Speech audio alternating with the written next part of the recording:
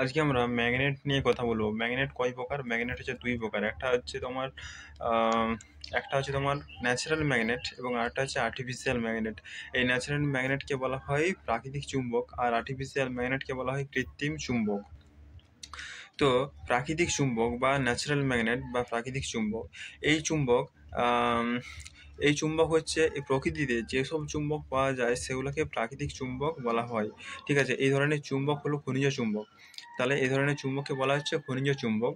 আর এই চুম্বক বাজারে কিনতে পাওয়া যায় না। ঠিক আছে, প্রাকৃতিক চুম্বক নির্দিষ্ট আকারের হয় না এবং এদের শক্তিও বেশি হয় না। ম্যাগনেসিয়া নামক অঞ্চলে এই ধরনের প্রচুর পাথর পাওয়া যায়। কোথায় বললাম? ম্যাগনেসিয়া নামক অঞ্চলে এই ধরনের প্রচুর পাথর পাওয়া যায়। গ্রিক দেশে ম্যাগনেসিয়া নামক অঞ্চলে এরকম প্রচুর পাথর পাওয়া যায়, তার জন্য এরাকে ম্যাগনেটাইট বলা হয়। এই ধরনের পাথরকে বলা হয় ম্যাগনেটাইট। এক্সাম্পল: লোডস্টোন, দিগদর্শন, প্রদর্শন প্রস্তর। ঠিক আছে, এগুলো হচ্ছে এর উদাহরণ। লোডস্টোন, দিগদর্শন, প্রদর্শন প্রস্তর, এগুলো হচ্ছে এর উদাহরণ। তারপরে হচ্ছে তোমার আর্টিফিশিয়াল চুম্বক বা কৃত্রিম চুম্বক। আর্টিফিশিয়াল চুম্বক কোনগুলা?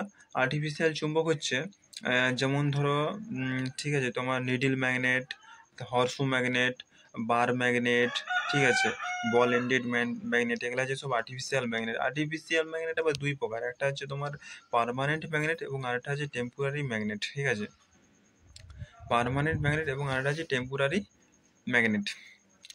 পার্মানেন্ট ম্যাগনেট, ঠিক আছে, পার্মানেন্ট ম্যাগনেট হচ্ছে তোমার যেগুলো চুম্বক স্থায়িত্ব অনেক বেশি। টেম্পোরারির থেকে ওদের চুম্বকের স্থায়িত্ব অনেক বেশি। ঠিক আছে, অনেক বেশি, সেগুলো হচ্ছে পার্মানেন্ট ম্যাগনেট। আর টেম্পোরারি ম্যাগনেট ও ইলেকট্রোম্যাগনেট, যেটা ইলেকট্রিসিটির মাধ্যমে ম্যাগনেটাইজ করা হয়, আবার যখন ইলেকট্রিসিটি বন্ধ করে দেওয়া হয় তখন সেটা ডিম্যাগনেটাইজ হয়ে যায়। তখন সেটা তার ম্যাগনেটাইজ প্রপার্টি তার থাকে না। ঠিক আছে, তোমার থাকে না। টেম্পোরারি ম্যাগনেট এবং পার্মানেন্ট ম্যাগনেট এই দুটো হচ্ছে আর্টিফিশিয়াল ম্যাগনেট। টেম্পোরারি ম্যাগনেট এবং পার্মানেন্ট ম্যাগনেট এই দুটো হচ্ছে আর্টিফিশিয়াল ম্যাগনেট। ঠিক আছে, এটা মাথায় রাখবে। আমাদের পৃথিবীতে যত রকম বস্তু আছে সবগুলোকে তিনটি ভাগে ম্যাগনেটিজম প্রপার্টি অনুযায়ী ভাগ করা হয়েছে। একটা হচ্ছে ফেরোম্যাগনেটিক সাবস্টেন্স, আরেকটা হচ্ছে প্যারাম্যাগনেটিক সাবস্টেন্স এবং আরেকটা হচ্ছে তোমার ডায়াম্যাগনেটিক সাবস্টেন্স। যেগুলো ফেরোম্যাগনেটিক সাবস্টেন্স কাকে বলে? যেগুলো স্ট্রংলি ম্যাগনেটাইজ হয়। আবার যখন ম্যাগনেটাইজ হয়, যেমন স্টিল, নিকেল, কোবাল্ট, এগুলো খুব স্ট্রংলি ম্যাগনেটাইজ হয়। ঠিক আছে, তারপরে হচ্ছে তোমার প্যারাম্যাগনেটিক সাবস্টেন্স, যেগুলো এই পৃথিবীর বুকে খুব স্লাইডলি বা খুব হালকাভাবে ম্যাগনেটাইজ হয়। ঠিক আছে, সেগুলোকে তোমার প্যারাম্যাগনেটিক সাবস্টেন্স বলে। যেমন কি এয়ার, ঠিক আছে, এয়ার, তারপরে অ্যালুমিনিয়াম, প্লাটিনাম, কপার, ম্যাঙ্গানিজ, এগুলো হচ্ছে সব প্যারাম্যাগনেটিক সাবস্টেন্সের উদাহরণ। তারপরে ডায়াম্যাগনেটিক সাবস্টেন্স সেইগুলো যেগুলো ধরতে চায় না বা আকর্ষিত করতে চায় না, সেগুলোকে ডায়াম্যাগনেটিক সাবস্টেন্স বলে। যেমন উডটা হচ্ছে ডায়াম্যাগনেটিক সাবস্টেন্স। তারপরে আরও উদাহরণ আছে, যেমন বিসমাথ, সালফার, গ্রাফিক, ঠিক আছে, glass, paper, wood, etcetera, water.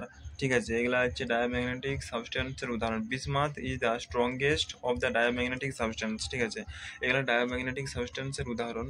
তোমরা দেখলে যে ম্যাগনেট, ঠিক আছে, আগে এটাকে তোমার যেহেতু গ্রিক দেশের ম্যাগনেসিয়া নামক অঞ্চলে এটি পাওয়া গেছে, তাই এর নাম হয়েছিল ম্যাগনেটাইট। ঠিক আছে, ম্যাগনেটাইট বলা হয়েছে আর আর বর্তমানে এর নাম হয়েছে ম্যাগনেট। ঠিক আছে, ম্যাগনেট এর নাম হয়েছে ম্যাগনেট। ম্যাগনেট হচ্ছে দুই প্রকার। একটা হচ্ছে ন্যাচারাল ম্যাগনেট উদাহরণ আমি বললাম, লোডস্টোন, দিগদর্শন, প্রদর্শন প্রস্তর। ঠিক আছে, ম্যাগনেট ম্যাগনেট এর আহ, ম্যাগনেট এর ম্যাগনেটের ধর্মগুলি কি কি? এক নম্বর হচ্ছে আকর্ষণী ধর্ম। চুম্বকের ধর্মগুলি কি কি? এক নম্বর হচ্ছে আকর্ষণী ধর্ম। ঠিক আছে, চুম্বকের আকর্ষণ ধর্ম আছে বলে চুম্বক লোহা, নিকেল, কোবাল্ট প্রভৃতি ধাতুকে আকর্ষণ করতে পারে।